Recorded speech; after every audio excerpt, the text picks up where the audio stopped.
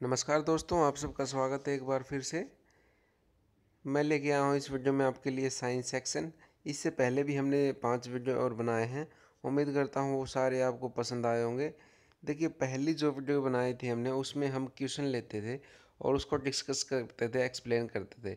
लेकिन जो आज वीडियो लेके आया हूँ मैं, इसमें लेके आया हूँ हैंडमेड नोट्स हैं मेरे। मैंने बनाए हैं स्पेशल एसएससी के लिए। तो इसमें मैं आपके क्या नाम टॉपिक लूँगा, और टॉपिक में जिस टाइप के क्वेश्चन पूछे जाते हैं एग्ज़ाम में, वो जैसे भी मतलब कन्फ्यूजिंग होते हैं, तो वो सभी इसमें डिस्कस करेंगे। अगर आपको ये वीडियो पसंद आए तो हमें कमेंट बॉक्स में ज़रूर बताएं, और वीडियो पसंद आएगा तो हम इस सीरीज़ को कंटिन्यू करेंगे, नहीं तो फिर अपना जो क्वेश्चन आंसर वाली सीरीज़ है वही कंटिन्यू करेंगे। तो इसमें अपना पहला क्वेश्चन टॉपिक है, इसमें लिया हमने ब्लड लिया है। इसमें डिस्कस करेंगे हम ब्लड कितने टाइप किस किस से मिलके बना होता है, और ब्लड में जो जैसे मान लीजिए आरबीसी होती हैं, आरबीसी से कौन सी बीमारी होती है इसकी कमी से, डब्ल्यूबीसी से कौन सी होती है, इनकी खोज वगैरह कैसे क्या काम करते हैं, इनकी सेप कैसी होती है, सारे इसमें डिस्कस करने वाले हैं हम।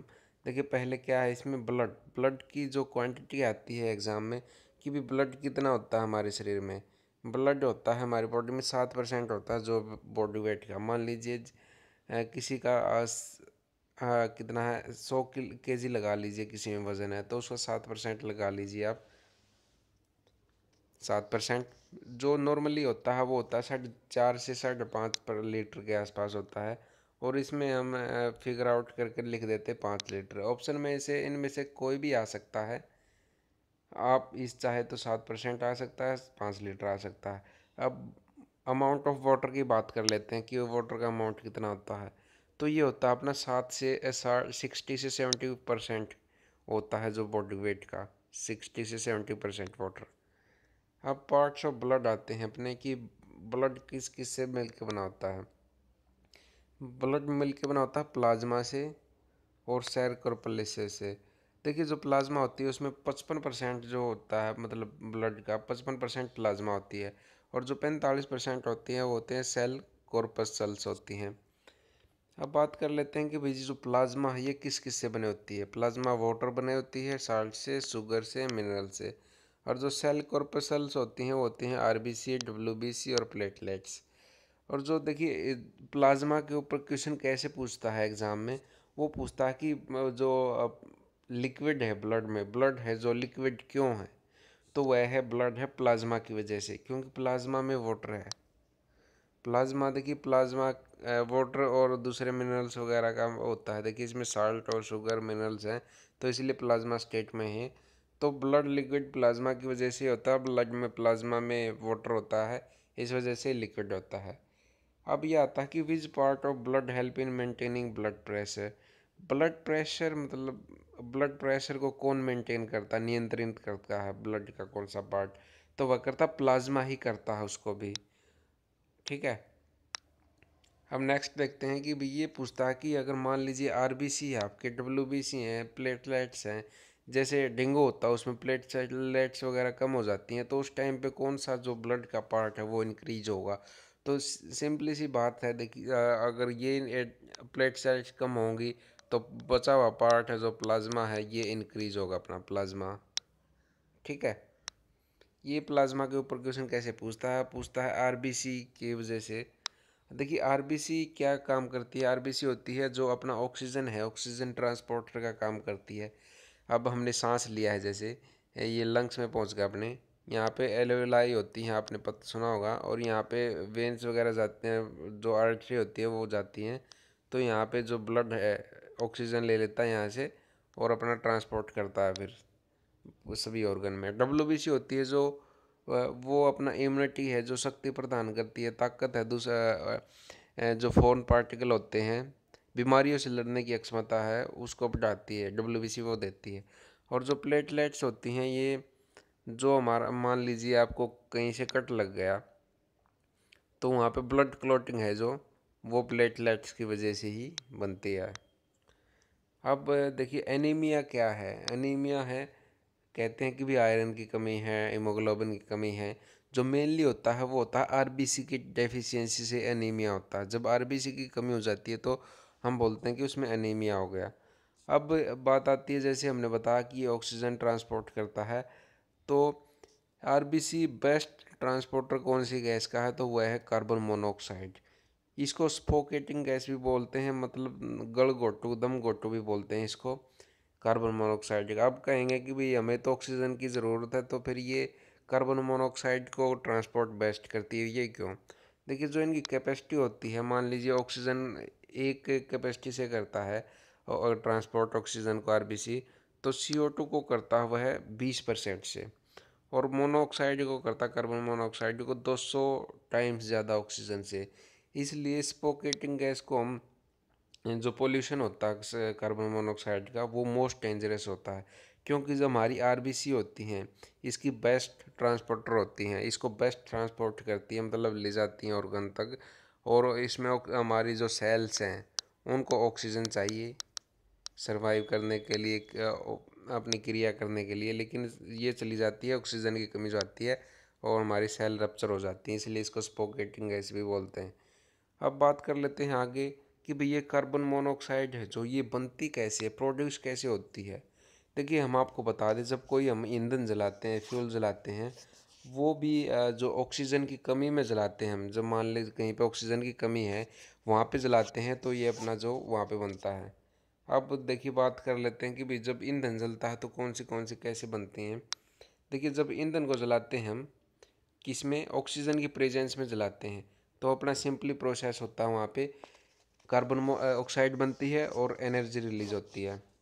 लेकिन जब ऑक्सीजन की डेफिशिएंसी में हम किसी फ्यूल को जलाते हैं, तो लेस एनर्जी निकलेगी और कार्बन मोनोऑक्साइड का निर्माण होगा। और जब ऑक्सीजन को विदाउट ही, मतलब ऑक्सीजन में जलाएंगे, ऑक्सीजन ही नहीं होगी, तो जो चारकोल होता है, तो उसका निर्माण होगा। और चारकोल का आपको पता है इम्प्योरिटी को मतलब रिमूव करने के लिए यूज़ किया जाता है। और चारकोल के तो आजकल जो फेस वॉश भी आते हैं, active carbon charcoal black colour का होता है, देखा होगा आपने, टूथपेस्ट में भी आता है। लेकिन जब मान लीजिए मटेरियल है अपना, धुआं धुआं निकल रहा है, वो जल नहीं रहा है, तो उसमें कौन से बनेगा, वो बनेगा हाइड्रोकार्बन्स। और जब पोल्यूशन इंडिकेटर होते हैं, मतलब चेक करने वाले होते हैं, पोल्यूशन चेक करने वाले, तो पोल्यूशन चेकर हाइड्रोकार्बन को ही देखते हैं, चेक करते हैं। ठीक है। अब बात कर लेते हैं कि डिजीज़ कौन सी होती हैं इनकी वजह से। देखिए, जो आरबीसी होती है, आरबीसी में होती है मलेरिया। मलेरिया में जो अपने आरबीसी हैं, इसको इफेक्ट करता है मलेरिया में आरबीसी। और इसका कैरियर होता है मलेरिया में, वो होता है फीमेल एनाफ्लीज। और जो प्लेटलेट्स हैं, जब डेंगू, चिकनगुनिया और जिका फीवर हो जाते हैं, तो उसमें अपने प्लेटलेट्स हैं जो, वो अफेक्ट होते हैं डेंगू में। प्लेटलेट्स बोलते सुना होगा आपने कि डेंगू में इसकी प्लेटलेट्स इतनी कम हो गई, तो ये इसी डेंगू में प्लेटलेट्स कम होती है अपने। जो इसका करियर होता है, वो होता है फीमेल एडिस मच्छर होता है, जो एलिफेंटाइसिस होता है एक, उसका भी फीमेल कुलेक्स, मतलब फीमेल ही होता है। आपने देखा होगा, यहाँ पे भी फीमेल का करियर, यहाँ पे भी, और यहाँ पे भी फीमेल करियर है। तो ये फीमेल क्यों है, मेल क्यों नहीं है, तो यही हम आपको बताएंगे। देखिए, जो मेल और फीमेल होते हैं, दोनों को सरवाइव करने के लिए जो प्लांट जूस होता है, प्लांट जूस मतलब पौधे का जो रस होता है, उसकी आवश्यकता होती है। अब आप कहेंगे कि भाई उसकी आवश्यकता होती है, तो फिर हमें काटते क्यों हैं। देखिए, जो फीमेल होती है उसको ना, मतलब सर वो क्या क्या नाम है उसका, प्रोटीन चाहिए होती है। जब उसको रिप्रोड्यूस करना होता है, रिप्रोडक्शन के लिए उसको प्रोटीन चाहिए होती है फीमेल को, इस वजह से काटती है वो। लेकिन जो मेल होता है, मेल मॉस्किटो, उसको इसकी प्रोटीन की आवश्यकता नहीं होती, क्योंकि उसको रिप्रोडक्शन नहीं करना होता, जिसकी वजह से वो हमें कभी कभी भी डिजीज़ नहीं करता, वो कभी नहीं काटता हमें। ठीक है। नेक्स्ट अपना विच डिजीज़ मिसमैच। इसमें देखिए, एक क्वेश्चन दिया है आपको, इसमें आपको बताना है कि इसमें से क्या मिसमैच कर रहा है। देखिए, एक डेंगू दे रखा, चिकनगुनिया, पोलियो और मलेरिया दे रखा। आप कहेंगे कि भाई जो डेंगू है, चिकनगुनिया है और मलेरिया है, ये मच्छर के कारण फैलता है, डेंगू, चिकनगुनिया और मलेरिया। लेकिन हम आप कहेंगे कि इसमें तो पोलियो है जो, वो है अलग। लेकिन हम आपको बता दें, पोलियो अलग नहीं है। इसमें क्वेश्चन आएगा, ये आएगा इसमें ये है जो ऊपर वाली हैं सारी, डेंगू, चिकनगुनिया, पोलियो, ये हैं वायरल डिजीज़। लेकिन जो मलेरिया है, ये प्रोटोजोआ के कारण होता है मलेरिया। अब बात कर लेते हैं कि भी जर्म्स होते हैं इनसे, जैसे अब हमने बात किया कि प्रोटोजोअल डिजीज़ हैं, ये कौन सी होती हैं, बैक्टीरिया से कौन सी होती हैं, वायरस से कौन सी होती हैं, फंगस से कौन सी होती हैं। देखिए जो जर्म्स में बैक्टीरिया से होती हैं वो डिजीज़ होती है diphtheria, TB, pneumonia, cholera, tetanus. और वायरस से होती है polio, dengue, chikungunya, Zika fever, flu, chickenpox, smallpox, HIV AIDS. ये वायरल डिजीज़ हैं इसलिए थोड़ी खतरनाक होती हैं। प्रोटोजोअल है प्लाज्मोडियम, मलेरिया का वायरस है, प्रोटोजोआ है प्लाज्मोडियम। स्लीपिंग सिकनेस भी प्रोटोजोअल डिजीज़ है, ठीक है। फंगस वो आपने ब्रेड पे देखा होगा, सफ़ेद सफ़ेद सी जम जाती है, वो फंगस होती हैं। स्किन डिजीज़ वगैरह होती हैं। अब बात कर लेते हैं कि वायरस आते हैं। वायरस की डिस्कवरी किसने की थी? वायरस की डिस्कवरी की थी इवान वास्की था, जो तम्बाकू का पौधा था, तम्बाकू मोजेक वायरस था, उसमें इन्होंने डिस्कवर किया था वायरस को, इवान वास्की ने। जो ये वायरस है, जो एयर होती है अपनी बाहर एयर होती है, ऑक्सीजन, एक ऑक्सीजन कार्बन डाइऑक्साइड ये मिक्स मिश्रण होता है एयर, तो उसमें इनएक्टिव फॉर्म में होता है, नॉन लिविंग होता है, इनएक्टिव फॉर्म में होता है। तो अब इनको हमारे अंदर आ जाता है। इसके लिए, इसको सरवाइव करने के लिए, एक्टिव फॉर्म में आने के लिए इसको एक होस्ट सेल की ज़रूरत पड़ती है। उसमें सेल कोई भी हो सकती है, वो चाहे कोई सी भी हो, एनिमल सेल हो, प्लांट सेल हो। तो देखिए वायरस सेल थ्योरी को फॉलो नहीं करता है, तो ये सेल थ्योरी के लिए एक्सेप्शन है, अपवाद बोलते हैं जिसको, सेल थ्योरी के लिए अपवाद है। जो वायरस होती है इसको सेल वॉल नहीं होती, जो बाहर की सेल वॉल होती है, सेल वॉल नहीं होती इसमें। और इसका खुद का जो DNA होता है, जेनेटिक मटेरियल होता है, DNA या RNA कुछ भी हो सकता है, ये होता है इसका। इसलिए ये सेल्फ रेप्लिकेटिंग मतलब ज़्यादा खतरनाक बीमारी है, एक वायरल डिजीज़ होती हैं। जो जो गंगा होती है, गंगा का पानी है कि भी वो उसमें कोई वायरस मतलब स्वच्छ माना जाता है, शुद्ध माना जाता है, क्योंकि गंगा का पानी होता है उसमें बैक्टीरियोफेज नामक वायरस होता है। और बैक्टीरियोफेज वायरस क्या होते हैं? जो बैक्टीरिया को डिस्ट्रॉय करते हैं। तो इसलिए जो गंगा का पानी है वो क्लीन है बैक्टीरियोफेज वायरस के कारण, क्योंकि बैक्टीरियोफेज है जो वायरस, वो उसको वायरस बैक्टीरिया को डिस्ट्रॉय करता है। वायरस पैरासिटिक इन नेचर है, आपको पता हो पैरासिटिक है नेचर। अब वायरस होगा, मलेरिया की बात कर लेते हैं थोड़ी अपना। मलेरिया का आपको पता है, मलेरिया एक प्रोटोजोअल डिजीज़ है, एंड प्रोटोजोआ का नाम बताया था प्लाज्मोडियम है। ये इसको, इसकी खोज की थी, वो की थी, डिस्कवर किया था रोनाल्ड रॉस ने किया था। मलेरिया मेडिसिन जो यूज़ करते हैं, कुनैन यूज़ करते हैं। ये कुनैन है, इस पे क्वेश्चन आता है कि भी कुनैन कहाँ से प्राप्त की जाती है। कुनैन प्राप्त की जाती है, सिनकोना प्लांट होता है एक, और उसका पार्ट होता है बार्क। बार्क यूज़ करते हैं सिनकोना कुनैन बनाने के लिए। प्लाज्मोडियम मलेरिया है, एक्टिव स्टेज है, जो इसकी जो एक्टिव स्टेज है वो स्पोरोजोइट है। देखिए टर्म इंग्लिश में ही नाम ऐसे एज इट ही ऐसे कैसे नाम आएंगे, इसलिए साइंस है जो इंग्लिश में ही पढ़ना चाहिए। मलेरिया जो इन्फेक्शन करता है, कहाँ पे किस पार्ट को इन्फेक्ट करता है मलेरिया? जैसे हमने बताया था आरबीसी को इन्फेक्ट करता है। अब लीवर करता है, लीवर को कैसे मानते हैं? देखिए जो बच्चा होता है, बच्चे में बोन मैरो का इतना होता नहीं, तो जो उसकी आरबीसी बनाती है वो लीवर बनाता है इस टाइम पे। तो इसलिए हमें जो मलेरिया इन्फेक्शन करता है वो लीवर पर भी करता है। अफेक्टेड पार्ट इसका स्प्लीन पे भी इफेक्ट पड़ता है, क्योंकि जो स्प्लीन है, जो आरबीसी वगैरह हैं, यहीं पे स्टोर वगैरह और डिस्ट्रॉय वगैरह यहीं पे होती हैं। नेक्स्ट देखते हैं, आरबीसी की बात करते हैं अपने। आरबीसी की फॉर्मेशन है, आरबीसी किस कहाँ से फॉर्मेट होती है? ये होती है हीमोग्लोबिन से, और जो एचबी है, आयरन है अपना, आयरन, उससे बनती है आरबीसी। और जो ब्लड मेटल आता है एग्जाम में कि ब्लड मेटल कौन सा है, ब्लड मेटल अपना आयरन ही है ब्लड मेटल। जो इंसेक्ट का ब्लड मेटल है, इंसेक्ट में होता है, जो अपना तो आयरन है, इंसेक्ट में कॉपर होता है उनका ब्लड मेटल। अब एक आता है गैस फील्ड इन ऑक्सीजन। ऑक्सीजन सिलेंडर होते हैं जो, उनमें कौन सी गैस भरी जाती है? उसमें भरी जाती है ऑक्सीजन और हीलियम गैस। ऑक्सीजन सिलेंडर होते हैं जो, क्योंकि ऑक्सीजन 20 से 21% जो एनवायरनमेंट है उसमें की इतनी ही रहती है, हीलियम है, हीलियम हल्की गैस होती है इसलिए इसको हीलियम को रखा जाता है, 79% रखते हैं इसको। अब नॉर्मल एचबी वैल्यू क्या होती है, हीमोग्लोबिन की वैल्यू कितनी होती है, नॉर्मल होती है वो होती है 12 से 14 ग्राम, फीमेल में होती है ग्राम पर डेसीलीटर है। ये याद रखिए आप, जो इसकी ये है ये यूनिट है, इसको चेंज करके देते हैं एग्ज़ाम में। और जो मेल होता है उसमें होता है 14 से 17 ग्राम पर डेसीलीटर। ठीक है। ब्लड शुगर लेवल क्या होता है, 60 से 120 mg पर डेसीलीटर ये होता है, इसकी भी यूनिट है याद रखिए। 60 है जो जब हम खाली पेट हैं, और 120 जब हम खाना खा लेते हैं उसके बाद का।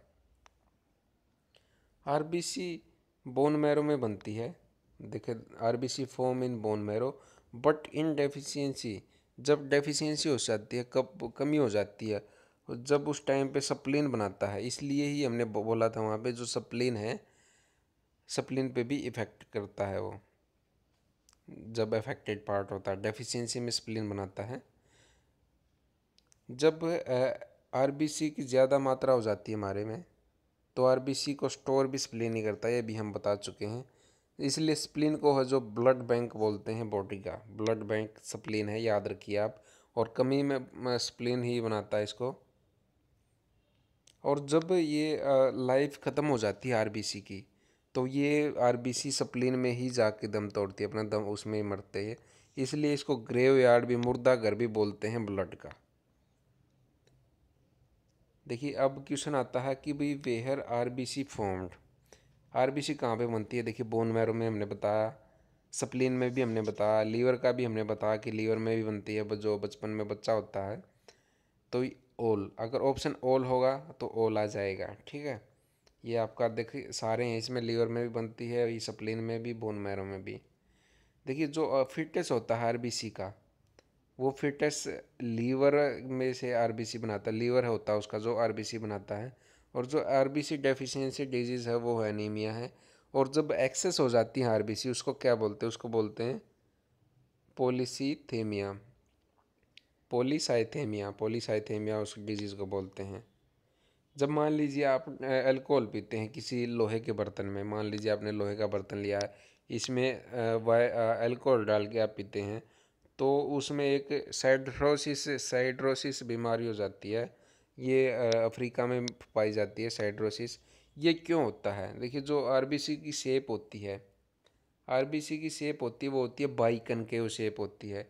लेकिन जब आयरन में अल्कोहल मिल जाएगी तो इसकी आरबीसी की शेप है वो चेंज हो जाएगी, और ये चेंज हो जाएगी, सिकल सेल टाइप की हो जाएगी, ये सिकल सेल टाइप की, जिससे इसकी जो ऑक्सीजन कैरिंग कैपेसिटी होती है वो ख़त्म हो जाती है, ख़राब हो जाती है, ये ऑक्सीजन को कम ट्रांसपोर्ट कर पाती है। ठीक है, इसकी सिकल सेल जैसे ये दे रखा है इन्होंने, ये सिकल सेल है। तो इसमें ये है जो जेनेटिक डिजीज़ है, एक टाइप की। डब्ल्यूसी की बात करते हैं हम, आरबीसी की बात कर ली हमने। डब्ल्यूबीसी हमें इम्यूनिटी देता है, हमने बताया। डब्ल्यूबीसी की डेफिशिएंसी होती है जब इंक्रीज, इसकी वजह से जो डिजीज़, मान लीजिए फोन पार्टिकल आएगा, हमारी इम्यूनिटी ही कम है तो वो जल्दी अटैक करेगा, तो उसकी इंक्रीज हो जाते हैं आक्रमण करने की कैपेसिटी दूसरे उसकी। जब एक्सेस हो जाती है तो इसको उस कंडीशन में बोलते हैं ब्लड कैंसर बोलते हैं, और उसका नाम होता है लुकेमिया, खून की कैंसर बोलते हैं इसको, खून की कैंसर। कैंसर देखिए, कैंसर है क्या एक्चुअली, कैंसर है अनवांटेड ग्रोथ ऑफ सेल, हमें चाहिए इतनी, लेकिन ये ग्रोथ बढ़ती ही जा रही है, बढ़ती ही जा रही है, तो ये एक कैंसर का रूप धारण कर लेता है। मतलब हमारी कंट्रोल से बाहर जब सेल की बढ़ोतरी होने लग जाए, ग्रोथ होने लग जाए। कैंसर के लिए एक टेस्ट आता, टेस्ट किया जाता है, वो किया जाता है बायोप्सी टेस्ट होता है। इसके कारण क्या है कैंसर होने के, कैंसर होने के 3-4 कारण है। एक मेन यूवी रेज होती है, यूवा बीटा रेज होती है जो सन से आती हैं। लेड मेटल होता है जो उसकी वजह से, एक ओनकाजन वायरस होता है उसकी वजह से। देखिए जब मैगी पे एक आया था कि भी मैगी में लेड की मात्रा ज़्यादा है, तो इसी की वजह से वो मुद्दा उठा था ये। कैंसर ट्रीटमेंट है, कैंसर इसकी ट्रीटमेंट कैसे क्या क्या है, देखिए एक रेडियोथेरेपी यूज़ की जाती है, कीमोथेरेपी यूज़ की जाती है। अभी गैस कौन सी यूज़ की जाती है रेडियोथेरेपी में, रेडियोथेरेपी में यूज़ की जाती है एक रेंडोन की जाती है, रेंडोन। देखिए कैंसर ट्रीटमेंट के लिए एक कोबाल्ट 60 है वो भी यूज़ किया जाता है। एक होता है आर्सेनिक 74, वो ट्यूमर ट्रीटमेंट के लिए यूज़ किया जाता है। आयोडीन 131 है, ये थायराइड कैंसर के लिए आयोडीन है, थायराइड नमक देख ध्यान कर लीजिए। सोडियम 24, ये ब्लड क्लॉट को रिमूव करने के लिए किया जाता है यूज। एक्सेप्शन क्या है सेल थ्योरी के? आरबीसी है, प्लेटलेट्स है एंड वायरस हैं। क्वेश्चन आता है कि इनमें से सेल एक्सेप्शन कौन है सेल थ्योरी के, और इनमें से कौन सा ऐसा जो सेल एक्सेप्शन थ्योरी का नहीं है। 3 नाम दे देगा, आरबीसी, प्लेटलेट्स और वायरस, और कोई दे देगा। देखिए अब बात कर लेते हैं कि भाई डब्ल्यूबीसी है जो हमको इम्यूनिटी कैसे देती है, शक्ति कैसे देती है रोगों से लड़ने की। देखिए जो एंटीजन होता है, एंटीजन मतलब जो बाहर का आतंकवादी आता है हमारे शरीर में प्रवेश करता है, मतलब मान लीजिए कोई किसी बैक्टीरिया ने अटैक करा हमारे ऊपर, तो हमारी जो डब्ल्यूबीसी हैं ये क्या करेंगी, स्टिमुलेट हो जाएंगी, और ये स्टिमुलेट होने के बाद एंटीबॉडी बना देंगी स्टिमुलेट होने के बाद। अब डब्ल्यूबीसी हैं ये 3 टाइप की होती हैं। एक होती है, ऐसे ही आएगा इंग्लिश में भी हिंदी में भी नाम, न्यूट्रोफिल, ईसाइनोफिल, लिम्फोसाइट। ये 3 टाइप की होती हैं अपनी जो डब्ल्यूबीसी होती हैं। अब देखिए इनका काम क्या है तीनों का, 3 अलग अलग तो कर दी, तो क्या काम है। एक मैक्रोफेज हो जाती है, उसमें इसका काम होता है न्यूट्रोफिल का, उसको जर्म होते हैं जो उनको ईट करना। और ईओसाइनोफिल होता है जब एलर्जी हो जाती है हमें, इन्फ्लामेशन होती है, उस टाइम पे ये वर्क करती है, नहीं तो इनएक्टिव रहती हैं ईसाइनोफिल। और जो लिम्फोसाइट होती है, लिम्फोसाइट फर्दर फिर 2 टाइप की होती है, एक टी सेल होती है और एक बी सेल होती है। जब एचआईवी होता है, एचआईवी इफेक्ट करता है हमें, तो वो डायरेक्ट टी सेल को ही अटैक कर देता है। और जो बी सेल होती है इसका काम होता है एंटीबॉडी बनाना। देखिए जब किसी एचआईवी ने हमारे ऊपर अटैक किया है, तो इसका टी सेल का काम होता है इसको इन्फॉर्म करना बी सेल को, और ये बी सेल को इन्फॉर्म करेगी तभी ये एंटीबॉडी बनाएगी। ये इसको बताएगी कि भाई ये इस टाइप का वायरस है, इस टाइप का फोन पार्टिकल आया है, इस टाइप की एंटीबॉडी बनानी है। लेकिन जो एचआईवी में होता है वो टी सेल को ही ख़त्म कर देता है, और ये न ही इसको इन्फॉर्म कर पाता है और न ही एंटीबॉडी बन पाती है। इस वजह से एचआईवी से हमारी जो रोगों की क्षमता है, हमारी बी सेल है जो एंटीबॉडी ही नहीं बना पाती। देखिए जो लिम्फोसाइट होती है ये सप्लिन में सप्लिन के द्वारा बनाई जाती है, फॉर्म बाई सप्लिन, सप्लिन बनाता है इसको, लिम्फोटाइट बोलते हैं इसको, टॉन्सिल। ठीक है, अब आगे देख लेते हैं अपना, जो हमने बताया था कि एंटीबॉडी कहाँ पे बनती हैं। एंटीबॉडी देखिए हमने बताया डब्ल्यूबीसी जो ऊपर वाला पार्ट है, डब्ल्यूबीसी में कौन सी लिम्फोसाइट पार्ट है ये बताया था। लेकिन इसमें है जो अपना लिम्फोसाइट की भी बी टाइप बीटा सेल है जो वो बनाती है एंटीबॉडी, बीटा सेल, इसलिए बेस्ट आंसर रहेगा अपना बीटा सेल रहेगा। एचआईवी में कौन सा पार्ट इफेक्ट होता है? इम्यूनिटी बिल्कुल होता है, इम्यूनिटी भी, डब्ल्यूबीसी भी, लिम्फोसाइट भी। लेकिन जो बेस्ट आंसर रहेगा वो टी सेल रहेगा, टी सेल इफेक्ट करती है, टी सेल को ही ख़त्म कर देते हैं एचआईवी। जो फादर ऑफ इम्यूनोलॉजी कौन है, इम्यूनोलॉजी के फादर कौन है? वो है एडवर्ड जेनर हैं इसके फादर। जो इसकी एडवर्ड जेनर की जो वैक्सीन बनाई थी इन्होंने, तो पहली वैक्सीन बनाई थी स्मॉल पॉक्स की वैक्सीन इन्होंने बनाई थी एडवर्ड जेनर ने। अब बात कर लेते हैं प्लेटलेट्स की। प्लेटलेट्स क्या है? प्लेटलेट्स में तो जो ब्लड क्लॉटिंग होती है, ब्लड क्लॉटिंग में हमने बताया कि ब्लड क्लॉटिंग में हेल्प करता है। तो उसमें एक सब्सटेंस होता है ब्लड क्लॉटिंग सब्सटेंस, वो फिब्रिन होता है। फिब्रिन होता है, जब चोट लग जाती है तो ये इस टाइप का बना देता है फाइबर टाइप में, तो जिसकी वजह से ब्लड क्लॉट हो जाती है, तो फेब्रिन होता है। अब ब्लड एंटी क्लॉटिंग सब्सटेंस कौन सा है? देखिए वेंस में से फ्लो करता है ब्लड, तो ये हो सकता है कि हमारा ब्लड जम जाए, तो लेकिन उसमें एक एपेरिन नामक का सब्सटेंस होता है जो उसको ब्लड क्लॉटिंग से बचाता है, एंटी क्लॉटिंग सब्सटेंस होता है। जो फेब्रिन और एपेरिन है वो कहाँ पे बनते हैं? ये दोनों ये बनते हैं लीवर में। जो ब्लड क्लॉटिंग ये तो सब्सटेंस हो गया, लेकिन जो विटामिन होता है ब्लड क्लॉटिंग वो विटामिन होता है के। अब बात कर लेते हैं कैल्शियम आता है, कैल्शियम का यूज़ कहाँ पे होता है? कैल्शियम का यूज़ होता है बोन और टीथ की स्ट्रेंथ प्रोवाइड करने में, और इसका जो कैल्शियम का ये एक और यूज़ है, ये ब्लड क्लॉटिंग में भी हेल्प करता है। और ये मसल्स होती हैं अपनी जो कॉन्ट्रैक्शन में होता है उनका सिकुड़ने में और संकुचित होने में, कॉन्ट्रैक्शन में हेल्प करता है कैल्शियम। ब्लड ग्रुपिंग जीन कहाँ पे पाया जाता है? ब्लड ग्रुपिंग जीन होता है जो वो पाया जाता है आरबीसी के ऊपर। जब हमें ब्लड का पता चलता है कि इसमें बी पॉजिटिव है, बी नेगेटिव है, कौन सा है, तो वो पाया जाता है आरबीसी पे। देखिए, जब ब्लड दिया जाता है किसी एक को दूसरे में, तो कौन सा पार्ट डैमेज होता है, मतलब मिसमैच वाला, मतलब किसी का दूसरा ब्लड ग्रुप है, किसी का दूसरा, तो उसको कौन सा प्रोवाइड का, मतलब कौन सा पार्ट है जो वो डैमेज होता है, तो उसमें होता है आरबीसी। क्योंकि ये जो ब्लड ग्रुपिंग जीन है वो आरबीसी के ऊपर ही पाया जाता है। मलेरिया में कौन सा पार्ट इफेक्ट होता है? ये होता है अपना आरबीसी होता है, लीवर होता है। ये दोनों बेस्ट है, आरबीसी और लीवर। सप्लीन भी होता है, बताया था हमने कि जब कमी हो जाती है तो सप्लीन बनाता है। ये थे कुछ अपना जो टॉपिक लिया था हमने ब्लड से। इसमें हमने सारे RBC, WBC, platelets, malaria, virus और प्लाज्मा प्लाज्मा में सारे डिस्कस किए। उम्मीद करता हूँ ये टॉपिक आपका कवर हुआ होगा और इससे रिलेटेड जितने भी एग्ज़ाम में क्वेश्चन आएंगे वो आपके कवर हो जाएंगे। अगर वीडियो अच्छा लगा तो लाइक शेयर सब्सक्राइब करें, ज़रूर करें और अपनी प्रतिक्रिया ज़रूर दें ताकि हम इसकी सीरीज़ जल्दी से इसकी दूसरी वीडियो वो लेकर आएँ। Thanks for watching video. मिलते हैं नेक्स्ट वीडियो में, तब तक के लिए नमस्कार।